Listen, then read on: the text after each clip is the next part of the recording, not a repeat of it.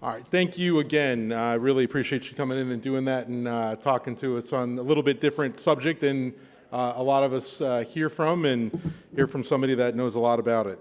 Now I'd like to introduce our panelists for the next session. We're going to continue the conversation around computer literacy. So I invite Mr. Ray Feidt and Mr. Brian Schmoyer to come and join me on the stage while I introduce them for those who might not know them. Mr. Ray Feidt is the Corporate Inspection and Training Manager for Stevenson Equipment, Inc. SEI specializes in serving the crane and heavy lifting industries, construction, asphalt and paving, road repair and maintenance, and the public works equipment markets in Pennsylvania, New York, Maryland, and surrounding regions. Ray, formerly a crane operator and crane technician for 28 years, is the manager of SEI's Crane Operator Training Department and Crane Inspection Department. Is CCO certified operator, signal person, rigger, crane inspector, and lift director, and is CCO accredited practical proctor. Mr. Brian Schmoyer started working in construction in 2003 as a laborer and operator. However, with his background and experience, he quickly moved up through the ranks as an operator. In 2004, Leeward, who he's working for, sent Brian for CCO training to obtain his first CCO crane operator's license, certification in fixed cab, swing cab, and lattice boom designations. In 2015, Brian and his wife Jennifer Schmoyer decided to pool their strengths and start U.S. Training Consultants, USTC. USTC provides training and consulting services to support the construction and industrial industries around the country. So thanks to both of you for participating on this panel and sharing your experiences with us. I do have some questions for you, and then we'll take some questions from the audience. Again, we're really focused here about technology experiences. We just heard a great presentation about kind of somebody's cognitive stuff. I talked about earlier kind of the quotes that we've heard from folks, and I'm sure everybody's heard about their difficulties with technology. And so I wanted to get your perspectives today on that, and so kind of see where you come from, what you think the issues are, and maybe some things you've done to address that. So why don't you start just giving us a brief summary of your current role with your companies, kind of what you do, and how that's related to like working with people that might have issues with technology. Sure, Ray or Brian, either. Yeah. So our daily operations, I'm very much involved in that. We travel around to mostly client sites. We're kind of an on-the-road show, if you will. We take our computers, we take trailers and trucks and all the material, and we go to the site and we do hands-on training and also classroom preparation. So, we do a lot of that all over the country to support NCCCO certifications and also minimal OSHA OSHA training or awareness type of stuff. So that's what we do. And my wife Jennifer, she manages our company. She's the CEO of it, and so she supports all of us that are training on the fields. Yep. Ray? So my background's a little different. I was a crane operator, and I will say that's a long time ago. But I moved into, cranes is what I've done my whole life. So when I was a field service technician for Stevenson Equipment, I decided that, I'd pretty much done a lot in that industry, and I wanted to move on, and my boss gave me a chance. And that's when I started the training department. So that's kind of how it evolved to where it is now, which is kind of crazy. And, technology, I am of the generation. And there's some of you here in my generation, so I'm not going to mention who you are, but you know what I'm talking about, right? And after Krista up here, I'm not sure we can follow up on that, but we're going to try, okay? Years ago, I guess, I don't know how many years ago, I just thought, you know what? I'm of the age, but I'm not supposed to want technology. I'm supposed to be the guy that says, you know how to do this. Just get a hold of yourself. You're good. You're good. So I espoused technology early on. I didn't fight it. I said, you know what, I got to learn this. Now, I don't know why I did that. That's kind of why I asked the question I asked. Why did I do that and some people can't? I don't know. I don't have that answer. But I do know this. I didn't fight it, and I learned it, and I just kept learning. And I think it had something to do with my dad. But anyway, that's me. So that's what I do now. I manage the department, and now I have, I don't know, 6 full-time staff, I guess, on the training side and 8 full-time crane inspectors. So, you know, that's what it is. So Anyway. you guys deal with operators and training people all the time and have staff that do that too, right? So in your opinion, you know, how comfortable do you think crane operators and others working in this industry are with technology, you know, kind of computers in general, internet, email, smartphones, those kind of things, like including stuff that might be, you know, related to the actual cranes, you know, the LMIs, all that kind of stuff. Like, what's been your experience in terms of that? So LMIs, RCLs, whatever you want to call them nowadays, and it's even, you know, if you're involved in the crane industry, you know that the technology has changed dramatically, and it's continuing to change. So I think, now I'll just use generational people, you know, and people that have been in the crane industry for a long time. You know, we like to talk about how we used to operate 3900s and 4000 Manitowocks and that kind of stuff, right? That's the real crane. And we have this little bit of idea, I think sometimes, and maybe I'll get a little edgy here, that we look down on, you know, the generation, maybe whoever that is, that doesn't know how to do that. But then we build walls up when it comes to learning how to set up an RCL, the basics of that, because we don't want to do the computer stuff. So it's this personal wall I think we build up. Now, how do you get past that? I don't know. It's a challenge, I think, but definitely we see there's a definite need for, you know, whoever the generation, where the generational gap is, wherever that is for sure, the desire to learn to just this technology, to set it up, to understand how it works, there needs to be a wall tore down first with that person. And then they have to have some kind of, you know, this is how this thing works. This is how you do this. And it takes time. And I got to tell you, I don't have the perfect answer. I don't. Oh, we'll be asking for that in a little bit. So, Brian, what's been your experience with? Yeah, you know, we get to these places and there's a struggle. You know, it's interesting, and my take on it is, right now we're in this place where, when I was in school, so through the 90s and early 2000, well, late 80s, early 2000s. So it was always, hey kid, you're going to college. You're going to college. You're going to school. You're going to school. And so what I find now is that there's most people that I'm working with that we're training or recertifying or we're working with in the field are my age of 42 or older. And we're just now, from what I'm seeing, we're getting into this area where we have younger folks finally coming back into the trades. There's this huge age gap. And it's a problematic because what you have is you have a generation that if they didn't need to be on the computers, they were never given the opportunity really to need to know that stuff, right? Like if you have, you know, we'll go back to the crane piece. If you got the majority of cranes still in the market don't have touchscreen RCLs or LMIs, or at best they're the old PAT system. It's like a DOS program, right? Like you have to enter the material in to get the right code out.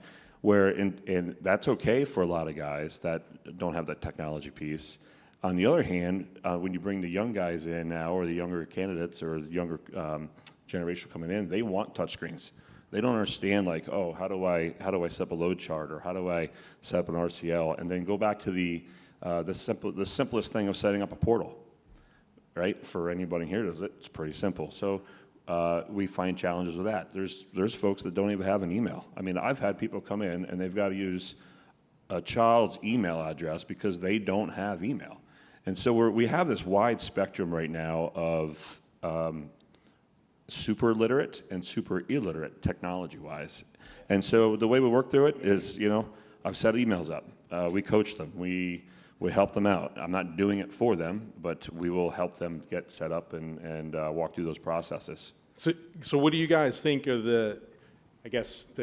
before we get to the things that you're doing with that and your kind of experience specifically, like what are the negative implications that, from your perspective for crane operators and others working in the industry not being comfortable with and not being familiar with technology? I mean, is it a problem? I think the biggest problem is with the newest technology stuff with those that are, I'll call them technology maybe limited or illiterate, I don't know what the best word would be, but that don't have experience with it anyway. And I think that one of the bigger challenges is everyone's like, I don't want to screw it up. You're not going to screw up, so to speak, an RCA or LMI. You got to get in there. People need time to be instructed on how to use it properly. Give them time to plan it. That whole anxiety piece is, the way I was taught. Hey, kid, you run excavator and dozer. Go over there, jump in that crane, pull some levers, and figure it out. Okay, I can do that. But you tell somebody to do that on a job site with a touchscreen LMI at this point, and there's so many parameters in those, and load charts and options, and you all in the crowd here understand that. Where if you just throw somebody into that's completely green, it throws that anxiety and that issue through the roof. The other challenge with it is you necessarily can't screw up the operation system of the LMI, but it's so important about the data that information is, or the data you give that LMI is how the crane's configured. And manufacturers are trying to get to the point where they're saying, hey, if the crane's got certain apparatus or counterweights, it knows what's on there. But you have those pieces in between. The equipment is the computer systems, and those are only as smart as the correct information you give it. Meaning, if it's not set up correctly, we can have some issues. And so, I think that's a big challenge. Is not we may not be giving people the right amount of training or the opportunity to be sure they're completely comfortable with these systems. Right? Yeah, I will echo what Brian said for sure. And I was just sitting here thinking about probably one of the issues is so many times those that are in charge of whatever nowadays, could be from a generation of people who, were told, get in there, you'll figure it out. You'll be all right. And you did. Of course, that was before we had to know how to do all this stuff. We were really good at doing this, and now it's almost expected to be the same way with people who have to get into a crane nowadays and look at this thing that would challenge some airline pilots and say, oh, get in here, you'll figure it out. You can't even start it. I'll get in here and figure it out. And of course, then you have, all that, the roadblocks come up. Well, how do I do this? I don't understand it. And then you have some people that can read the book and figure that out. Again, I don't think we take the time to really make sure that many operators really understand all of this information that they're trying to give these computers and set all these things up. And this is why you'll hear operators saying, I hear this all the time, I just need you to set this up for me and just tell me the one button I got to push or something so it just recalls everything that you just did, or I can just do this. I don't really want to know all that. You get this thing done. I was talking to a gentleman the other day, and I said, you get this all set up for me and run the boom, and I can run this thing. I just don't want to do all this. Yeah. It's kind of that mentality. I don't want to do this. So I'm going to lead the witness a little bit here and say, so have either of you experienced the case where there's probably long-term veteran, older operators, people that know what they're doing, are really good at it, but have started to say that I'm not going to continue because the technology part or difficulties with whether it's in the cab or the computer or whatever it is now that they have to do as part of their work that they're no longer engaging? Yeah, for sure. I know some colleagues and friends that an employer might call them out of the hall and like, yeah, no, I ain't running that thing. I have no interest. I'll wait for the next phone call. And so I've seen it. I'm not saying it's often, but yeah, for sure, absolutely. There's absolutely individuals that are just saying, you know what, I'm gonna hang my hat on my 4100, and that's it. Yeah. Go ahead. No, I just was thinking of something. I recently had a gentleman in our class. I'm going to switch gears a little bit. Talk about the technology of the testing now a little bit. He came there, and I've known this guy for 20 years at least. He's been certified probably for at least that long. So this is his 4th recert. He's got to pass this test, and he's scared to death. I got to do it on a laptop. First thing he said to me Monday morning, now I wasn't teaching the class, but he saw me, of course, when we were chatting. He goes, Ray, I am scared. I don't know how I'm going to do this. And I thought, oh my, what am I going to do with this guy? So anyway, he went through the class, and he ended up failing the swing cab telescopic test. Felt bad for him. And it was crazy. I was like, what happened? So his boss calls me. Anyway, he ended up, he expired, his certification expired, so he had to take everything, his practical over, which was no problem for him. He knew how to run the crane. But then he came back, and I talked to his boss. He was ready to give up. He was ready to quit. He says, I'm retired. I'm done. So I talked to him, and I said, come on in, and I'll sit down with you and help you. I set a laptop up. I got a mouse. I said, sit down. I said, you know how to work this thing? He said, Ray, I don't have any idea. So I showed him. I said, here, just move it around. And he started to do that. I said, okay, just click that, click that, click that. And I showed him things on the screen to do. And he started to feel comfortable with it. So, of course, we went through that. And then there's a sample test, we can do in the portal and all that thing. And I had him work through it. I showed him how to use a simple thing like this, the calculator, the on-screen calculator. You say, well, it's on the screen. What's the problem? They don't know how to use it. They're taking the mouse and clicking the numbers, and I'm like, just use the keyboard on the computer. That's a huge piece, actually. And I'm like, time. and he's like, I had no idea. He says, I was trying to click the numbers. And I said, look, showed him, left him do it for a while, showed him again. I let him practice. He practiced for 3 hours that day, just doing it. Took his test the following day, passed it, got done on time, the whole deal. Right. We can't just throw this stuff at these people. We got to help them. So that's a perfect transition to my next question, which again, I was going to reference what Krista was talking about too. I mean, it sounds like you are inherently already doing some of the things she's talking about, repetitive and, making sure you're working with somebody and sitting down. I mean, I think some of the things, the reason that the foundation is looking at this is that it's not necessarily a question of like this specific thing is a problem that they can't do, I don't know, just call it email, right? It's that there's generally a lack of comfort with the technology and ability to do things, so that, like you said, just explaining like, oh, you can use the keyboard and not click on everything. It's not that necessarily that the calculator is a difficult thing to figure out. It's that they just have never done it before, right? And so I guess my question was kind of getting towards kind of more of your advice and things that you guys have been found successful in terms of working with people, and maybe again, looking at some of the things that Krista talked about. What have you guys found successful in terms of like, is it again, sitting down, being repetitive, doing longer periods of time, multiple things, figuring out, reducing the anxiety, all those kind of things. What have you guys found?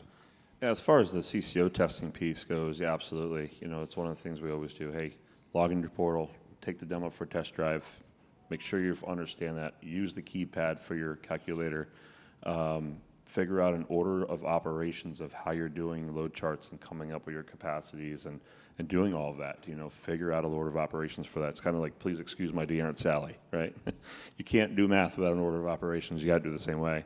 As far as the practical side of it, you know, like once a lot of these folks figure out, oh wow, this technology computer thing's kind of neat because I can virtually set. I mean, the amount of range limit options we have now, and I mean weights, and the reality is if a lot of manufacturers are doing it now, I have a piece of equipment. It doesn't come with a load chart. It's got a touchscreen in it, and if you can't figure it out, you can't get that thing to do hardly anything, right? Other than drive it around the job site. To try and set it up, ain't happening unless you know how to set this thing up in the computer system. It's touch screen. You know, so it goes back in the piece like, oh wait, hold on a second. You got gloves, right? These are your dirty gloves. These are what you set the machine up. When you get in the machine, make sure your hands are clean because in 2 months you're not going to be able to see that LMI. And now you've got a $14,000 screen that you got to replace or whatever the crazy number is, right? So like, there's a lot of those things you got to get in there and teach them about technology. It's not just the data and figuring out, hey, how do I navigate through this? But you've got to take the time and show them. And what I've done, well, I did it before I came down here. One of the machines I've got, it's got a rotation angle sensor in it. It's acting goofy, and you got to go in and recalibrate like twice a day, waiting for a part. Still works, just goes out of calibration for some reason. You got to go in, pin it on center, recalibrate it, cycle the key, turn the machine on, you're golden. If I tried to tell the guy that's doing that right now without me taking a video of having to do it, I'd be on a flight back home trying to figure it out, right? So, you know, it's that piece of taking the time and make sure that these folks understand this stuff, and whether you need to do it by video, class training. I mean, there's something out there called an operator's manual that most people never open up. That's a ton of information in it. You know, we can really look at a lot of stuff there. So, Brady, thoughts?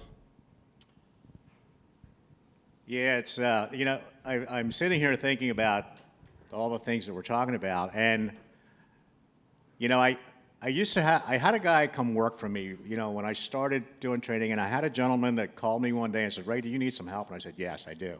And again, he was one of these guys I knew for years, crane operator that can run a crane like you can't imagine, but he wasn't a technology guy. So, of course, he came to work for me. Anyway, one day, you know, he's using a laptop now. He had to open a laptop. And the first day he said, Ray, I've never turned a laptop on in my life. He said, what am I going to do? I said, well, you're going to have to use one now. But anyway, so I helped him.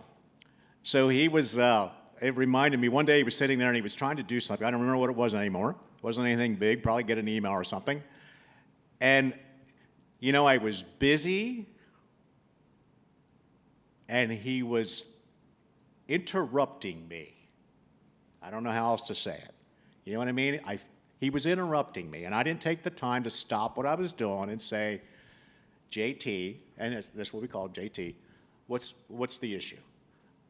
I reacted, and I said, something like, what is your problem? It's not that hard. It's just a computer.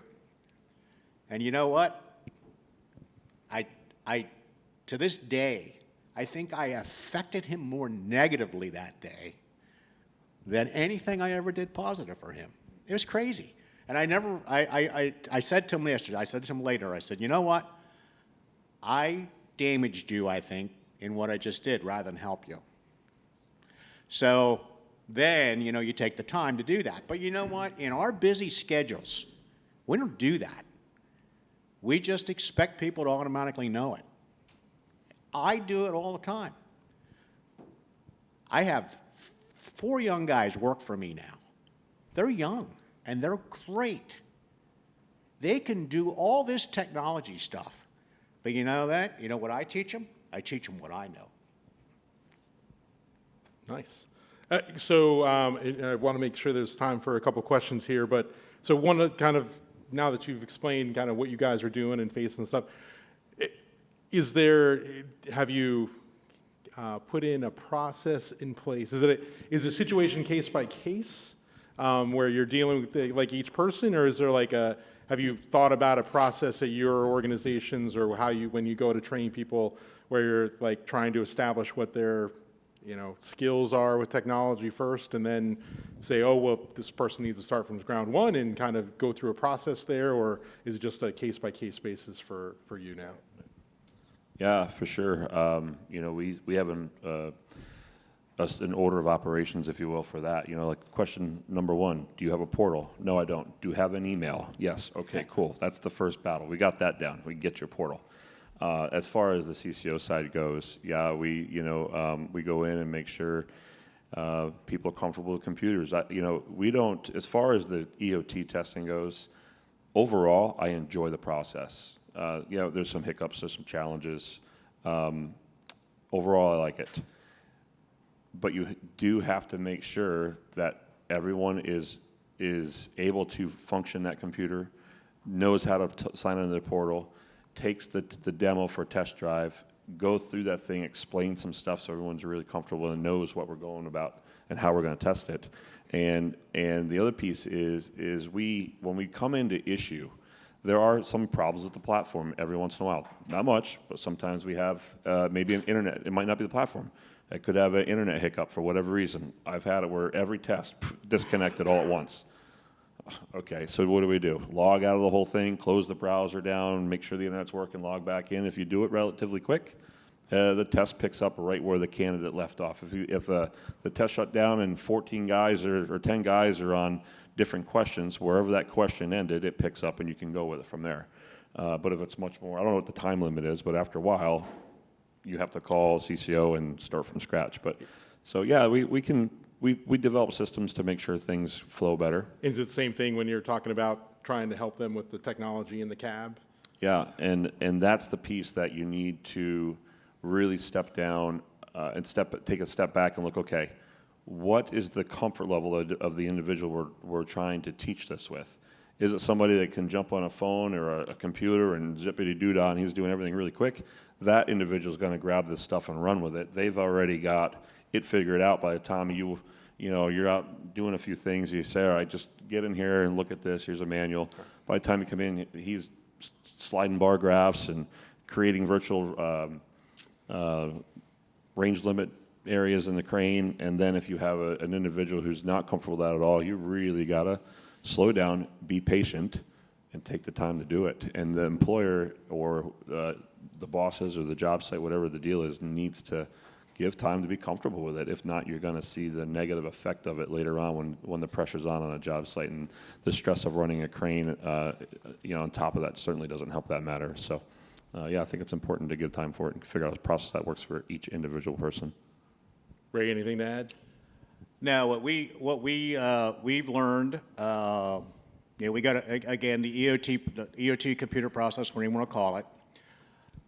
We've learned that we have to give the candidate the opportunity to, first off, get them in there. We usually have them open their portal, which they can do their sample test, whatever you want to call that, the demo, I guess you'd say, and get them comfortable working with it, clicking the mouse, clicking this, let them just show them how things work, and then just let them do that so they have some comfort level, just manipulating the program. It's not hard, but when you have people that have this roadblock built, they have to build some confidence in what they're doing. And that's one thing we've learned, and I think that helps a lot. Just let them do it, and then they build confidence so that they know on test day, so to speak, that they know how to work this thing anyway. Now it's just a matter of, they're not expending all their energy trying to figure out how to work the calculator or how to figure out how to move the screen to the review screen or whatever. Or no, you need to slide for a load chart. Now they know how to work it. Now they can take the energy. It's kind of like the example Krista gave us when we were doing the subtraction, 7.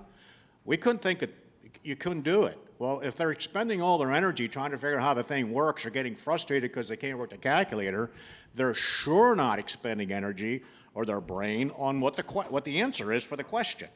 Right. So I think it's key to help them to do that. How you do that, I don't have the answers for everybody. I know what we do. We set laptops up and let them actually practice. We give them time to practice, and they do that. And, test day, at least they know what to do. That's right. So is there, I just want to give time for a couple of questions. Are there any questions in the audience for the guys up here on the stage? Oh, got one over there. Gentlemen, how you doing? Hi, Ray. This will be good, I'm Yeah. sure. Ray, you mentioned exposure. Let's take it on the written side. You talked about the demo exam. Key piece, would you agree, in the training of a candidate for the written exam? Would you agree with that? To do the demo To expose exam, them to the demo to exam. expose them to the demo and to learn what everything does in there, yes, absolutely essential. Right. I think that's a big deal. So building on that, have you considered creating your own demo exam? Because what we have now is limited. So an example would be, and I'm sure you have this happen, say somebody's only coming in to do rigger or knuckle boom. How are you exposing them to the demo exam because all you have is mobile?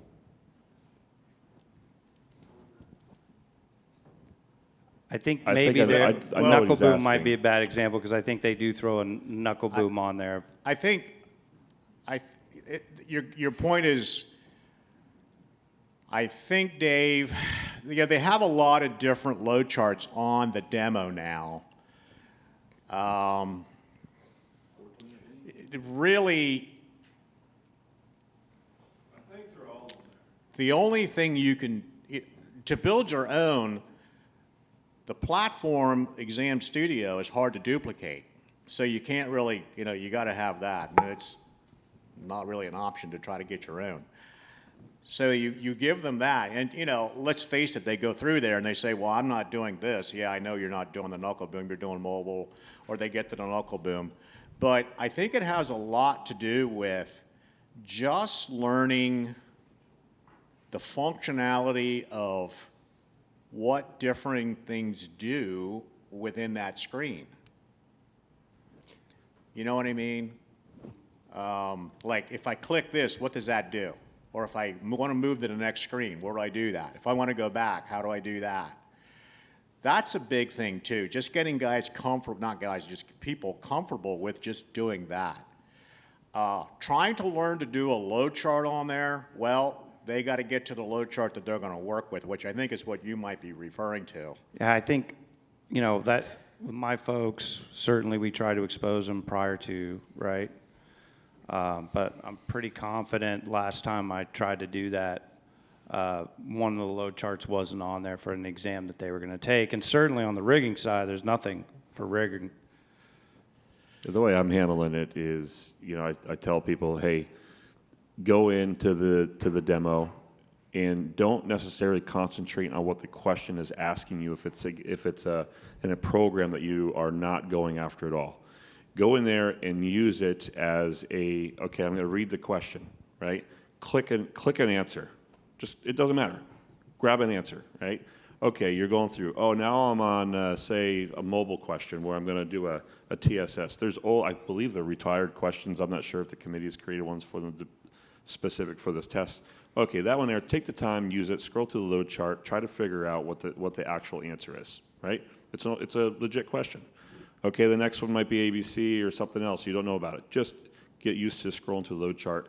And what I try to do is make sure they go through the entire thing. Say, hey, there's a calculator up here. Here's your time. When you go to the end, here's how you review a question. Oh, you're not sure about this one. Want to come back to it later. Spend too much time on it. Here's how you flag it. Here's how you unflag it. So I agree with Ray. Trying to rebuild that platform would be really difficult. But I think if we go in there with the mentality saying, don't worry about what the data is asking you. Just worry about how this thing functions. And that's going to speed up a lot of the time cycles that we might be struggling with, in my opinion. Well, it's at least going to help anyway. I don't know if it's speed up a lot, but it's going to help a lot. So just to add to that, and so we have some time for the break, but I think when, and I'm going to talk about something here just before we go to break, but I think some of this is also, in general, the idea that, like we're saying, like just click through and get comfortable with it. The basic part of it, I think, is where it's like that introductory of like, some people are coming in with like, I don't understand. You're asking them to go on, to use a driving example, to like go on the Autobahn and like risk your life, and you're like, I've really never driven a car. So you're going to tell me to go do this? Well, like, let's start with like how you use the car, and then you can get into the idea that now you can figure out the rest of it. And so that's where, again, from the foundation perspective, which I'll kind of talk through quickly here. So we've developed some things along with another organization to start on the basics so that people don't have to recreate the wheel. I'm sure you guys are doing a lot of good stuff out there, but we've tried to create some information. Chris has helped us create some of this, computer-based testing, tips and tricks, mouse tutorials, email basics, connecting to the internet, using an iPhone, typing tutorials, getting an email address. Like, again, we've heard these are things that the basics are struggling with, that these are in PDFs. They're available on our site right now. You can access them using the QR code or the link on our site. We're just trying to find some ways to say, look, if you guys have people that are struggling, start where they are and say, look, do you have your own email address? If not, here's a quick PDF that you can, give to them, print out, give them, and say, and if you want more information about using a mouse and just practice with that, there's a tutorial online of like, click here, do these kind of things to give them this comfort level to start in. And then the next step is really that kind of like, where specifically are they trying to learn? If it's the test, if it's the stuff in the cab, then they can kind of go further there. But if you kind of jump from point A to point Q or whatever, it's going to be too difficult to make that leap. And we're finding people that are just saying that's where the anxiety comes in and saying, I just can't do this. It's impossible for me to do. We got to start step by step. So again, from our foundation perspective, which is why we had this conversation today, and thank you, gentlemen, for doing that. I think, and Krista for coming in, we wanted to start that conversation, and we're going to do more related to that, talking about what ways can we help the folks that are in this industry get comfortable with technology in general. Again, whether it's related to the test, related to just the computer stuff and the technology in the cab, that it's essential for this industry and the workforce to be able to continue to be able to be comfortable with this stuff going forward. And again, we got to start with the basics. And so hopefully some of these resources will help you all. So thanks again, gentlemen. We're going to take let's call it a 10-minute break here. And thank you very much. I appreciate you guys helping.